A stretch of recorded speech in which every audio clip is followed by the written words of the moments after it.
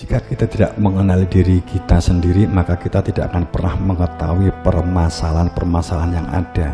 Dan kita akan terasa berat dan sulit mencari jalan keluarnya. Dan yang lebih sulit adalah jalan ke dalamnya, kan? Sekali jalan ke dalamnya, kan gitu. Jalan keluarnya kan kalau wong ngongkon nyelesaikan masalah kan iso.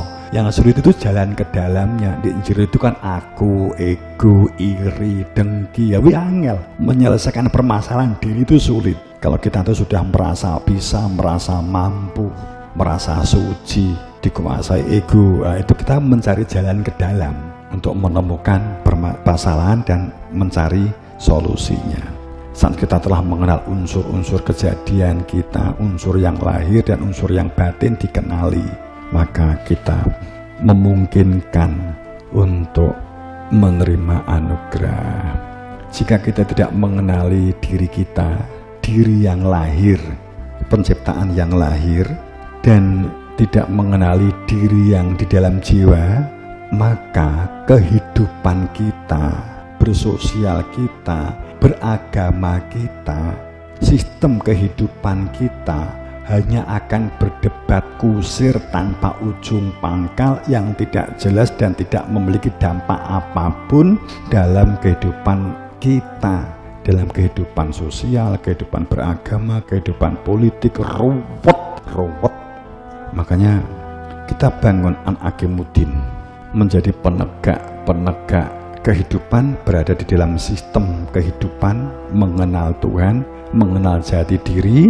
Maka ayatnya kan begini nih, ayatnya ya, perihal fakta keimanan, genapi perilaku Islam, perilaku syariat, syahadat, mengucapkan syahadat, sholat, poso, zakat, kaji, ini yang mahdoh, bersosial, bermasyarakat, berkarya, bekerja, ya, kemudian berkepedulian, ini yang ghairu mahdoh, kan gitu kan, terbagi menjadi muamalah dan seterusnya, mawaris, itu kan semuanya. Jadi ada yang mahdoh, katakanlah syahadat, sholat, poso, zakat, kaji bagi yang mampu, tapi intinya tetap syara'alakum minatin mawasobih nuhawalidi dan seterusnya An-Aqimuddin. Sehingga wong sholat tapi dia itu sering mengolok, sering menyesatkan, sepertinya sholatnya itu berarti nggak ada khusyuk-khusyuknya sekali, jelas tertolak gitu. Orang sholat tapi suka mengolok orang lain, menjatuhkan orang lain, apalagi keluarganya dan seterusnya, ini sepertinya itu sia-sia sholatnya gitu ya. Poso akan tapi suka nyadui orang lain, poso tapi semakin menjadi semuci, suka poso tapi merasa diri orang yang paling terunggul, padahal poso itu junatun, pengendalian diri, perisai, ya, maka batal begitu kan. Makanya sholat yang baik, sholat akan membentuk kepribadian yang baik, kepribadian sebagai hamba Allah, kepribadian yang berada di dalam Shirathal Mustaqim, kepribadian yang berada di dalam hudan ihdinas Shirathal Mustaqim, kepribadian yang subhana rabbiyal adzimi wa bihamdi, yang maha terpuji, hak dipuji adalah diri Tuhan, sehingga kita melakukan aktivitas Robbana lakal hamdu, apapun yang kita lakukan untuk memahasucikan Allah, sadar kita hamba harus bersujud atas perintah Allah dengan mengucap subhana rabbiyal a'la wa bihamdi. Kemudian ini perilaku kesadaran-kesadaran yang membangun dalam kehidupan sosial, bermasyarakat, bagusi akhlak, memakmurkan bumi Allah, kan gitu. Untuk diperintahkan oleh Allah melalui surat Hujurat 14, qolatil a'rabu amanah. Ayat ini turun, ada sahabat di zaman itu, dia percaya keberadaan Nabi Muhammad, dia percaya bahwa Muhammad itu seorang Rasul. Kemudian dia menjalankan perintah Nabi Muhammad, puasa, sholat, kan begitu. Itu dikira sudah cukup, sudah selesai.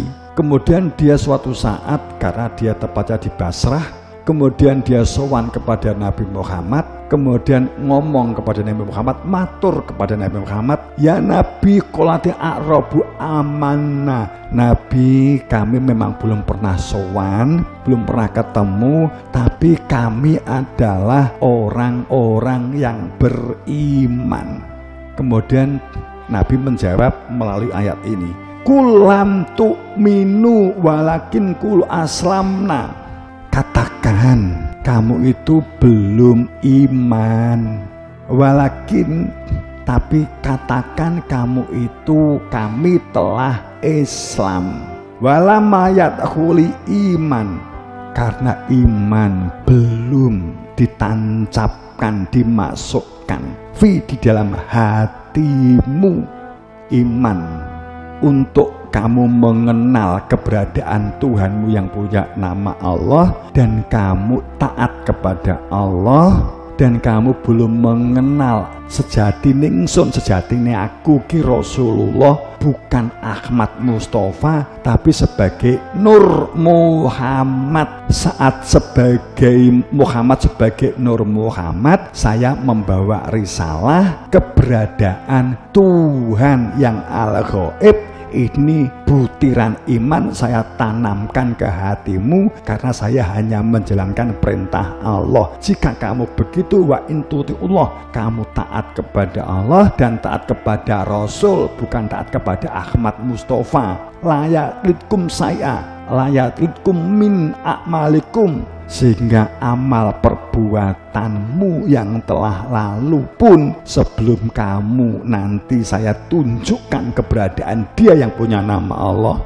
keberadaan jati dirimu, hakikat fitrahmu sendiri, dan keberadaan Muhammad sebagai Nur Muhammad sama sekali tidak sedikit pun mengurangi amal baikmu yang lalu. Kamu tetap normal, kamu di sana menjadi tokoh, tetap menjadi tokoh.